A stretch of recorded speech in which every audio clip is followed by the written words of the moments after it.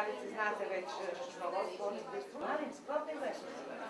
Nas ima ukupno 18. Svako će sa ovog područja moći da podnese pritužbu zbog bilo kog oblika diskriminacije po bilo kom ličnom svojstvu, da li je to nacionalna pripadnost, jezik, pol, invaliditet, vera, političko opredeljenje, dakle bilo koje lično svojstvo koje može biti osnov diskriminacije i zbog diskriminacije u bilo kojoj oblasti, u ostvarivanju bilo kog prava, u sferi rada, zapošljavanja, pružanju drugih vrsta usluga. Što smo vidljiviji na nekom području, pritužbi je sve više.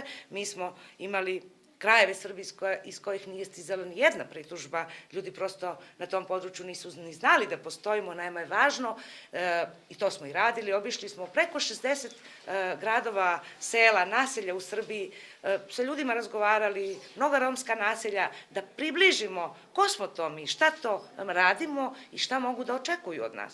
I think this is a big step forward now. And we're looking forward for this. Ovo je prva kancelarija van Beograda i korak u pravom smeru, naročito uz podršku Evropske unije i vlade Švajcarske. U sledećem periodu biće održani niz treninga kako bi se obezbedila održivost. So I think it's a very important step.